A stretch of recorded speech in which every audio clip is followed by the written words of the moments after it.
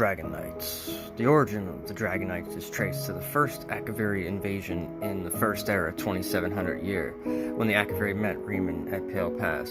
Surrendering in service to Emperor Riemann, the elite Akaviri under his command eventually became the Dragon Guard, acting as the personal honor guard of the Riemann dynasty. While protecting the Riemanns, the Dragon Guard were said to have been using powers and magic learned directly from the dragons, native arts in their homeland of Akavir.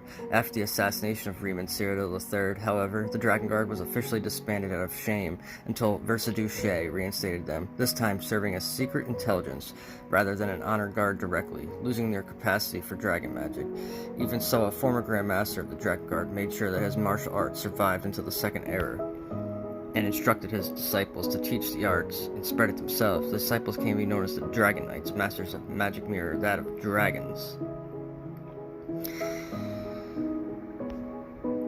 One of the former Dragon Guards, whose name is now lost, is known as only the Grand Master. He took it upon himself to ensure that the martial and mystical arts of the old Akaviri would survive until the new and turbulent Second Era. However, he would teach his skills only on condition that those he taught would go on to teach others.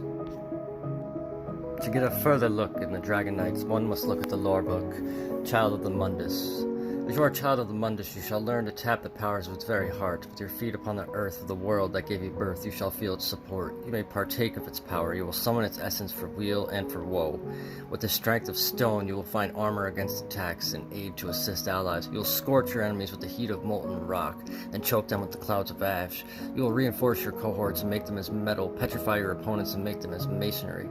The power of the Mundus is in you. Let it flow through you as lava flows from a volcano. Let it fuel your wrath and buttress your bastions. None can stand before you, for you are a child of Mundus. Taking a deeper look into more lore books, the mythical beast's real powers. In generations since the fall of the Akaviri potentates, a new martial tradition has arisen in Tamriel, one which bears all the hallmarks of coherent magical discipline, though it is said to be descended from the powers of the legendary dragons and those mortals who fought them. I refer, of course, as the so-called Dragonknights. Whether or not their abilities originated from dragons, for no dragons have been seen in Tamriel for thousands of years, if they ever existed at all, the powers which a skilled Dragonknight can deploy are undeniable. There are several right here in the Imperial City, members of the Tower Guard, and they have demonstrated some of their effects at my request. One of these Dragonknights, a sergeant in the guard, showed me how he could wreath himself in flame without being burned. He then cast a loop of flaming chain around a target dummy and drew it to him, where it was quickly emulated. Finally, one of his subordinates burned another target dummy by literally breathing fire upon it. I was impressed. It was almost enough to make one believe in dragons. We are Dragonknights. We are dragons. If you attack us, you will meet talons. If you strike us, you will eat spikes. If you injure us, our wounds will close. If you anger us, you will burn. If you run from us, we will pounce upon you. You cannot win. We cannot lose. We are Dragonknights. We are dragons. Sorcerers. Summon and control weather phenomenon, hurling lightning bolts and creating electrical fields, summoning tornadoes and impenetrable fog, and calling upon Daedric forces to summon storm atronachs and magical armor.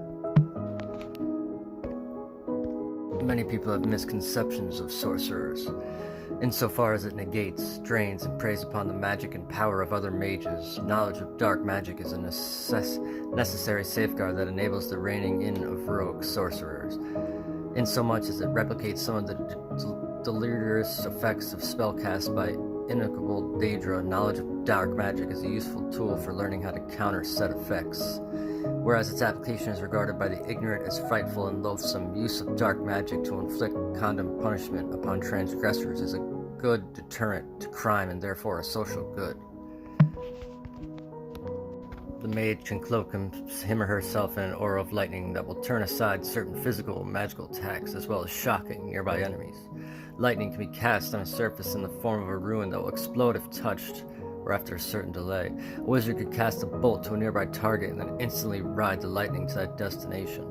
And of course, lightning bolts can be cast directly at enemies in a number of variations.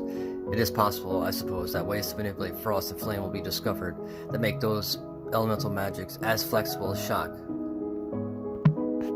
but not so far. A lot of what we do is misunderstood. Sorcerers, although use dark magic, use it for good. We are not necromancers. We summon Daedra, not the humans. We are not an abomination. We help. We are the good mages. Templars. These traveling knights call upon the powers of light and the burning sun to deal massive damage to their enemies while restoring health, magicka, and stamina to their allies. Insomuch as all fell things abhor the light, so has Stendarr gifted us all, those who invoke his name, with the ability to clothe themselves in a righteous aura of blessed light. Over time, even as evil's many abominations found new ways to afflict us mortals with destruction and death, the priests and resolutes of Stendarr have adapted Stendarr's glowing gift to many purposes, whether to smite, to defend, or to heal. For offensive means, Stendarr's gift most often manifests as a piercing beam of light, resembling a spear of purifying sunlight, and oft referred to in those terms. As a form of armor, Stendarr's gift may take the form of a diffuse aura that surrounds the righteous, mitigating the attacks of the abominable, or it may focus into an almost palpable shield to ward off a specific threat. Worshippers who eschew all forms of violence, such as Harmonious Masters of Lilandril, have turned Stendarr's glowing gift into a tool for healing, and then freely spread their knowledge of cleansing and healing rituals, even to Stendarr's more militant adherents. For even in the hands of a warrior, how can the curing of ills be an ill thing? As Stendarr, in his boundless mercy, has given all mortals the potential ability to employ his magical gifts, we of the Harmonious Masters feel honor-bound to provide knowledge of these spells to all the peoples of Nerd freely and without hindrance. We could think of no higher cause than to improve the general welfare of all folk in every culture. Smiting all that is unholy, transfixing it with point and glow, elevates us with its aura, nullifies the wicked foe. Daedra, undead, beasts, and man-beasts, abomination and strikes down. Reanoint us stalwart Stendarr, resolute with spear and crown. Nightblades. Spellcasters who use magic to enhance mobility, concealment, stealthy close combat. They have a sinister reputation, since many Nightblades are thieves, enforcers, assassins, or covert agents. From Morrowind, all the assassins were Dark Elf. There is no magic in the Nightblade's repertoire more useful than the spell of instant translocation. Over time, its casting becomes almost a matter of reflex. One is here, and then by an act of will, one is there. In fact, to the experienced practitioner, translocation becomes so routine that one almost forgets how difficult it was at first. It is traditional to refer to this magical art as stepping through shadows, and indeed, the key to its mastery is the ability to appear sideways and perceive the shadows cast by such entity and objects in the orbis. These are not, of course, the literal shadows cast by the blockage of light by an object, but the emanation of the limen each object possesses, the depth, impression its existence makes in the local reality of the mundus. This requires learning to focus the hyperogonical sense through which the practitioner perceives the flow of magicka. Once the Nightblade can feel local transformation, it becomes almost trivial to make the transluminium salvation to any point within range. Wardens. Wardens are worshippers of Ifrit, defenders of the green. They are master storytellers whose nature tales become magical reality.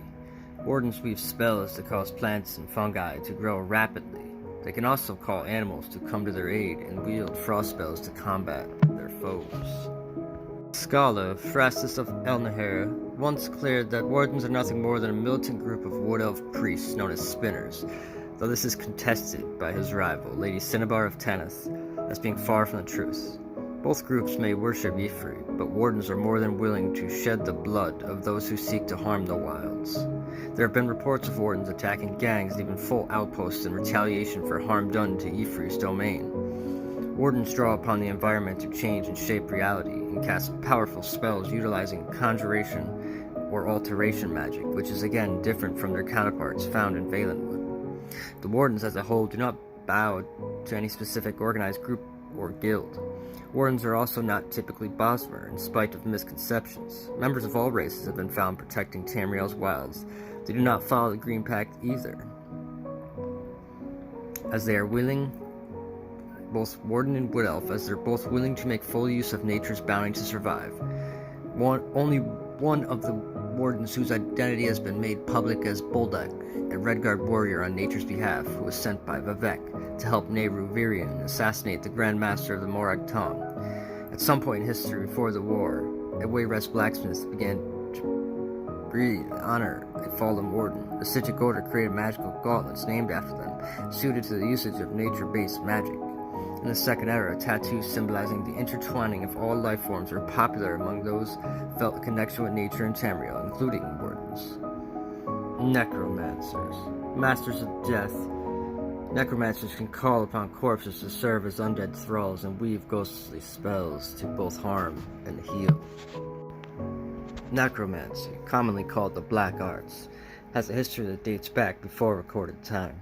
Virtually all the earliest laws of the land make mention of it as expressly forbidden on pain of death.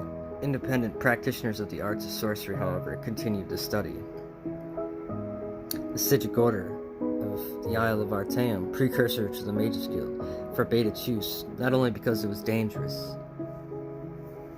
but because it was unethical. The nature of the soul is not noble. Every wizard that has attempted it vanishes without a trace. What can be known is that the souls are a source of mystic energy that can be harvested. Every creature, living or dead, is powered by a soul. Without it, they are just lumps of flesh or piles of bone. This animating force can be contained within a soul gem, if the soul gem has capacity. From the gem, the power can be used to power magical items.